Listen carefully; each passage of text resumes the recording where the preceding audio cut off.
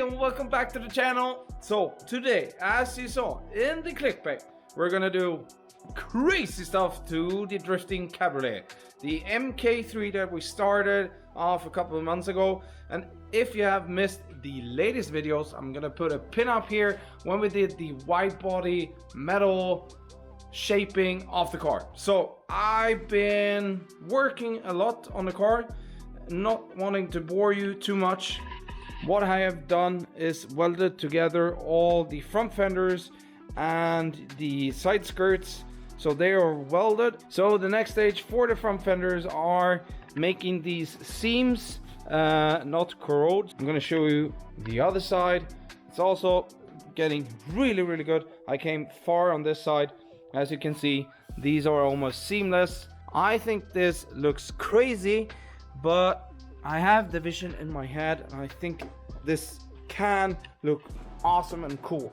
What I haven't told you about on the car is, and I guess a lot of you that watches the videos saw the strange hole in the back fenders. And 3, 2, 1, this is what I have prepared for you guys. I know I'm maybe quite lunatic right now. These are my wing frames holding up the wing, and I think this is gonna look freaking awesome. I really can't hold myself. I wanted to put metal on and close it in with the metal, but I needed to stop myself and show you guys the progress. And why I did this far without having you guys in the video is because this is exactly the same thing that I did with the rest of the metal wide body. So you can watch the videos and follow it, and this is the progress. So I'm gonna go into a little bit of details. I have mounted the wing on the inside like this. Of course, I'm gonna have much nicer washers and bolts, maybe even try to hide them. And then you have this 4x4, and then I just welded the rods as I did with the wide body. I'm gonna have it separated here, so I'm gonna have 2 pins going down here and a locking mechanism from the inside because I don't want it to show anywhere. And why I'm doing this is because I don't know how the car inspection here in Sweden are gonna react on this type of wing. I know that the rules are no sharp edges, and you should be able to, if you hit somebody, they should be able to fit underneath the wing. Yes, and it should not stick out over the roof, and it doesn't. So I hope I ticked off the boxes, but for precaution I'm gonna separate the wing in 2 halves, so an lower and an upper and a lower section. And now you're thinking, what the hell, dude, are you gonna do with the wide fenders sticking out this far? Yes, I'm gonna do add-ons on the back bumper. So we're gonna meet the section, and it's gonna, yeah, I don't know, it's really hard to describe, but it's gonna go out from the bumper all the way out here and then inwards again. So it's gonna mimic this part. And yet again, I have cheated a little bit because I couldn't hold myself. So this is the inner sheet that I already have welded up. I'm gonna hammer and doll it a little bit because I got a little bit too much heat onto the metal, but it's still very flexible, so I can manipulate it very good. This is the inner section. Then I'm gonna put on an outer section. I have the split, and then I'm gonna put on the lower section on here and the lower one on here. And of course I'm gonna do the sides of the wing also. So it's gonna be very rigid, very nice. I know I'm talking a lot, but I think this is a lot of information you should see, and just seeing it from behind like this, oh man, it's gonna look amazing or crazy. I don't know. Let's see it from this side. I think this could be a big hit. Maybe some people are gonna hate it. I love it. It's crazy. It's bonkers. It fits a drift car, and with the colors I'm gonna go for on this car, the wing is gonna make like a statement. But we're gonna move on. So what I'm gonna do, as I did in a couple of last videos, I'm using easy tools. So this is a 4-inch tube that what I hammered out the radiuses. This is a very narrow radius and this is a very big radius. So what I did, I took a sheet metal, I tried on this one, I took it on the side like this, and then I started hammering it. I did it in an angle because I needed a sharp edge or sharp radius on that side and a bigger one on that side.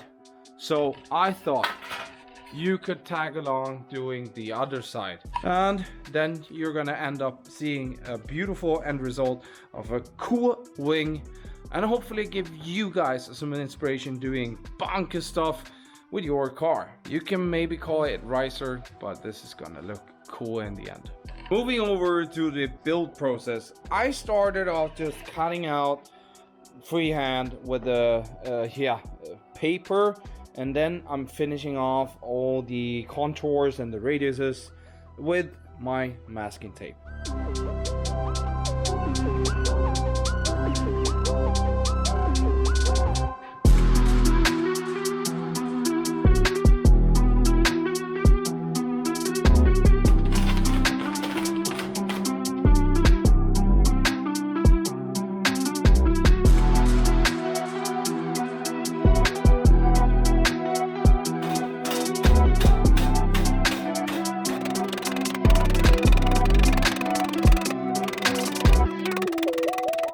It is tedious work and it takes time. As you saw, I used this 4-inch tube and I formed it out with my hammer and dolly.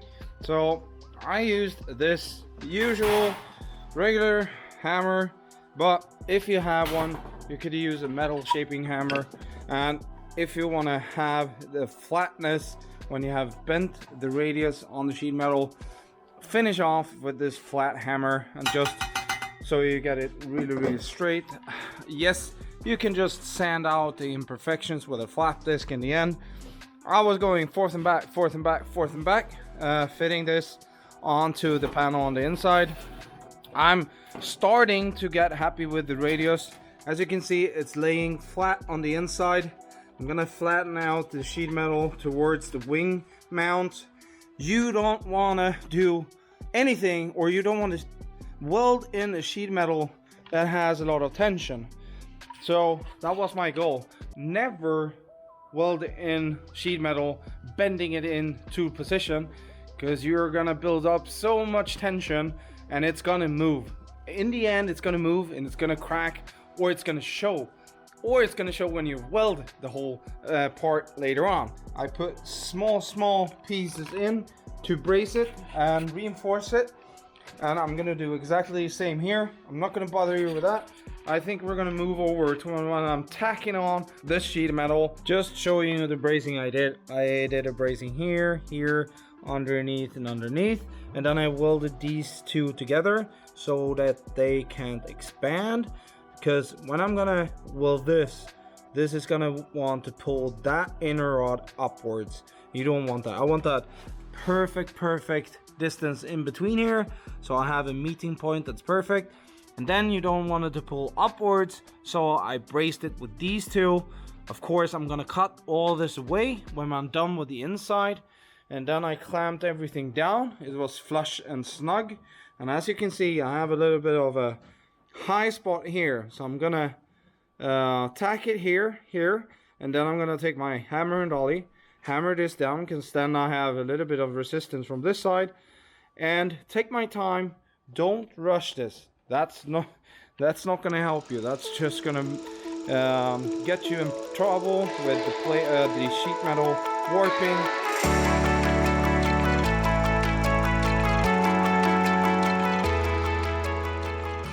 Okay, you saw me tack the whole panel. What I'm gonna say now is of experience, don't rush it.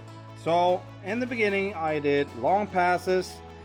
I don't know what the inches is, but like 10 centimeters in between each. Started off doing that the whole way around, but not in bottom. I want that flexible, moving. I have a little bit of extra material on the edges, because if it gets too hot, it's going to go outwards to this plate, and this plate is going to be, yeah, this is unnecessary. But if that warps, I don't give a damn. But if this warps, I have a problem. So please take it slow, let it cool down, because metal, yeah, extracts heat really fast. I'm gonna take it slow and easy.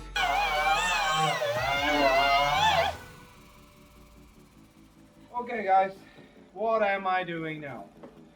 As you saw, I've been welding this shot. So what I did now, if you don't have this, just scuff the whole plate down, or the sheet metal. I use this. It's like a Scotch-Brite on air tool.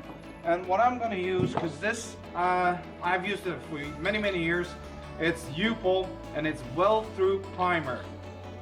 So I'm gonna prime this so it doesn't corrode and rust. So it's really important.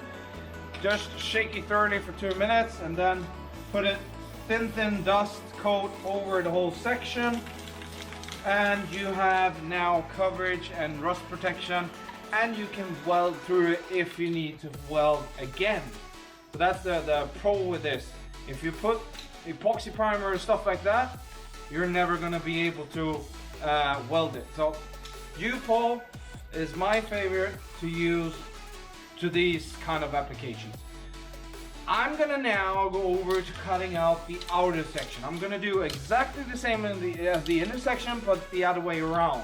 I'm gonna meet up with the metal plate towards this edge, and then I'm gonna weld them shut. I'm gonna flap them down everything with the flap disc.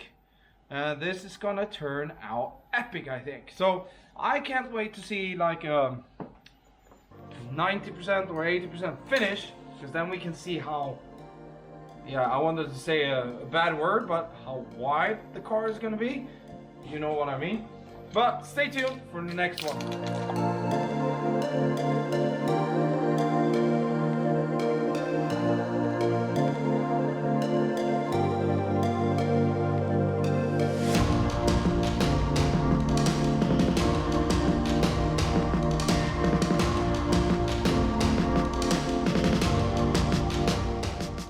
I'm gonna spot weld the upper section by itself, and then the lower section when where I have the transition point here. And that is exactly the same how I'm gonna do it on the back side and down there. And yes, I'm not done up here. I wanted it to cool down. I don't want to have too much warping on this panel, so I'm gonna go over this again. You're gonna be following me, closing up the sides on the wing. And then I think it's time to let this baby down on the floor, see how this turns out. And yes, we're gonna fix this empty part also.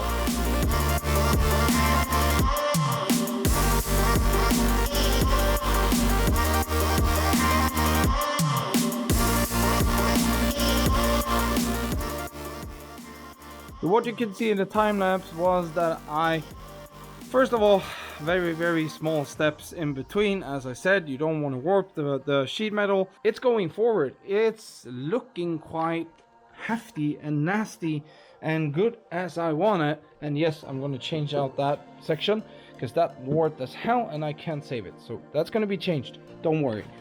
But and the other side is, yeah, almost the same. It looks nice and dandy. I'm not at the finishing stage on this side, but as I said, I need some motivation, so I'm gonna keep on going with something else. And I think everyone's been asking themselves, how is he gonna get this back section together? And I'm gonna start off with a 90 degrees L profile plate that I have here. So I have already prepared. As you can see, this is the upper section, and then it's going to go straight down, and then hopefully in the middle here I'm going to sink in a US plate holder. So the 90 profile is going to go from here, go in, and then meet the metal down here. That's my selling point, I guess. And then you have the light bar meeting up the taillights, and then I'm gonna do a separate plate sheet here, and I think I'm gonna extend the skeleton. So I'm gonna extend it from here over here and then make a frame so I could weld it together with the plate I have here. I know it's quite hard to describe, and the other problem I have is that you can see I have a slight radius, and that comes from the light bar that we have mounted onto the car. And how am I gonna mimic that into a L-shaped profile? And I prepared that too. So what you do is you slice out a section. I try to measure out the radius and the angle that I needed. And of course you can do this multiple times. Start with cutting out a little piece of metal. And then you can see when I pull this together, you're gonna get a nice even radius up over here. Hopefully you can see it. But that's then gonna apply to the radius on this section. So I'm gonna cut out both of the sections. See that I cut off the unnecessary metal, because this is gonna point down and it's gonna go, yeah. I think you get it, and I'm talking too much again. But over to cutting, and I'm modifying the hell out of this car.